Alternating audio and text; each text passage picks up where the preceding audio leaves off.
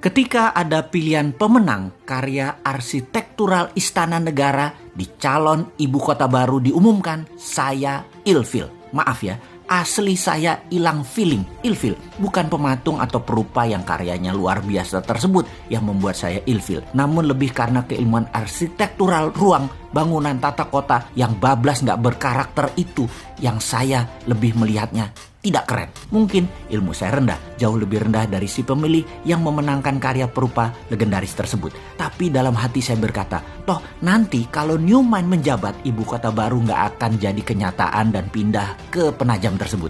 Terlalu mahal, tidak efisien, pemborosan, dan tidak berdampak dalam ekonomi makro dan mikro memindahkan pusat pemerintahan ke daerah baru yang virgin tersebut. Saking perawannya, sampai-sampai gak ada sejarah napak tilas wilayah tersebut yang pas untuk storytelling ke anak cucu akan rencana ke depan pantas ibu kota pusat pemerintahan itu berada di lokasi Penajam tersebut. Kalaupun ada, perlu jangka yang sangat panjang. Bahkan banyak pengamat pertahanan yang berkomentar bahwa lokasi tersebut tidak memiliki kelayakan untuk dibuat ibu kota negara superpower. Menggeser pusat pemerintahan ke arah wilayah yang defenseless atau sulit dijaga karena banyak infrastruktur pertahanan dan keamanan yang belum siap, membuat berbahaya ibu kota berada di lokasi tersebut. Jadi pastinya karya arsitektural tadi nggak akan dilanjutkan oleh New Mind kalau nanti berkuasa. Bener deh, kalau hanya membangun komplek perkantoran mungkin desain tadi masuk. Namun membangun ibu kota, masa kayak membangun kota Alam Sutra, Serpong, BSD, Pantai Dakapuk, gitu sih modelnya. Membangun pusat pemerintahan itu membangun Wakandanya Black Panther. Sekali lagi, Black Panther ya, bukan Blackpink. Bener deh, kalau New Mind pusat pemerintahan tetap di utara Jakarta, bekas tanah reklamasi.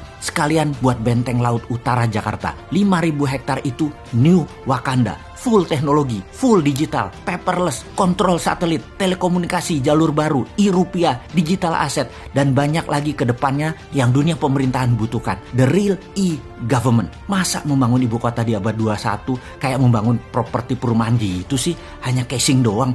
Malu-maluin aja nih bernegara kalau begini. Kembali ke lokasi Penajam. Apa yang kita lakukan oleh New Mind? Tetap dibangun dan pasti dibangun oleh New Mind, namun dijadikan seperti kota Seattle. Penajam akan jadi Seattle-nya Indonesia, yaitu pusat perekonomian high-tech. Kalau sahabat ke kota Seattle di Amerika, kota ini benar-benar by design. Pusat teknologi seperti Boeing, Starbucks, dan banyak lagi infrastruktur ekonomi mendukung kota tersebut. Strategi ibu kota ke Penajam jauh dibandingkan dengan strategi membangun kota Seattle. Nggak sedetail Seattle. Jadi nggak usah dilanjutin deh Penajam. Sementara Seattle tuh hanya kota loh, bukan pusat pemerintahan sebuah negara besar. Lalu New Mind bagaimana rencana untuk Penajam tengahnya Indonesia itu? Pertama, membangun pelabuhan laut dan bandara dengan 3 airstrip. Besarnya bandara tersebut adalah untuk 100 juta kapasitas penumpang per tahun. Kemudian swasta besar dunia dikasih fasilitas untuk membangun di sana tanpa pajak selama 25 tahun. Beri tax holiday di sana. Yakin pasti Disneyland akan membangun di sana. Universal Studio akan bangun di sana. Bangun pusat hiburan dan MICE di sana. Pusat kesehatan seperti di Penang, Malaysia dibangun di sana. Pusat kesehatan yang murah, efisien, dan dokter serta semua sarana kesehatan terbaik ada di sana. Semua warga tinggal di sana selama 10 tahun tidak bayar pajak di kota baru Penajam. Bisnis tidak bayar pajak selama 10 tahun. Apapun mulai dari yang kecil-kecil hingga pabrik mobil, pesawat terbang, pabrik kapal laut, dan lain sebagainya, free tax.